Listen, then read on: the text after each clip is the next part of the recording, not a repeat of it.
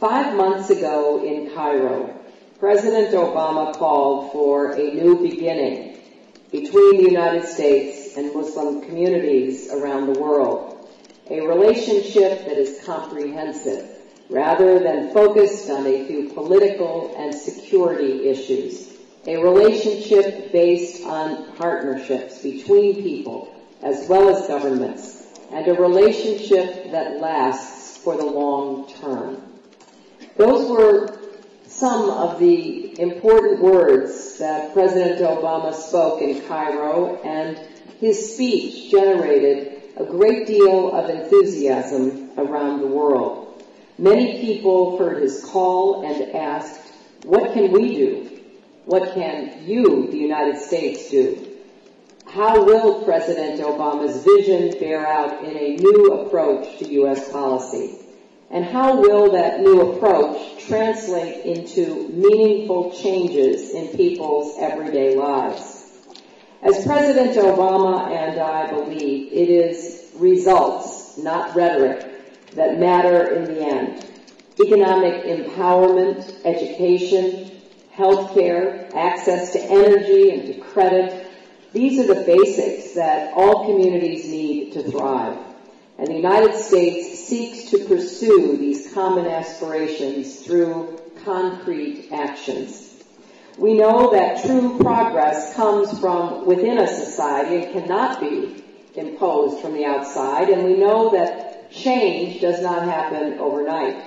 So we will not focus our energies on one-time projects, but we will seek to work with all of you in government and in civil society to try to build local capacity and empower local organizations and individuals to create sustainable change.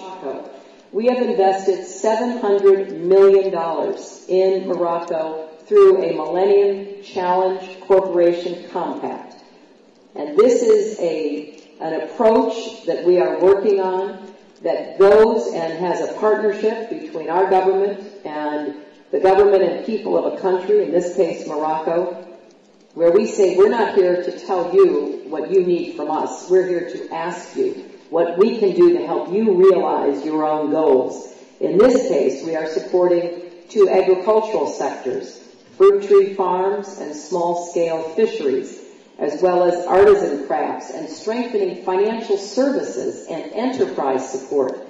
Over and over, we hear from small and medium-sized businesses they cannot get the financial assistance, they can't get the technical support that would grow their business. So working with the government of Morocco, we are hoping to really help to see blossom a lot more economic activity at the lower levels that will then, from the bottom up, build prosperity. Our second area will be advancing science and technology, something that we have heard from many of you, to help create jobs and to meet global challenges. No, it's not something you don't know, it is your history.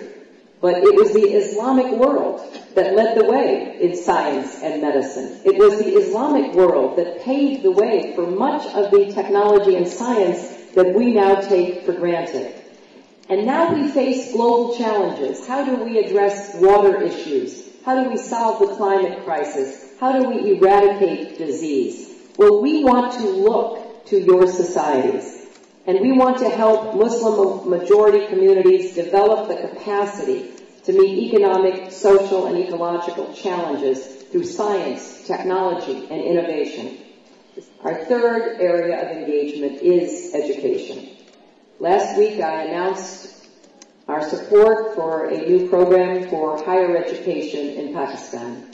We have also begun a program to support partnerships between U.S. community colleges and institutions in Muslim communities to share knowledge and to train students for good jobs. We are expanding our scholarship opportunities, particularly for underserved secondary school students. One of our most successful education programs is called Access. It provides English language instruction to bright students in poor communities. I am personally committed to this program, and I look for ways to provide additional support because I have seen firsthand its power.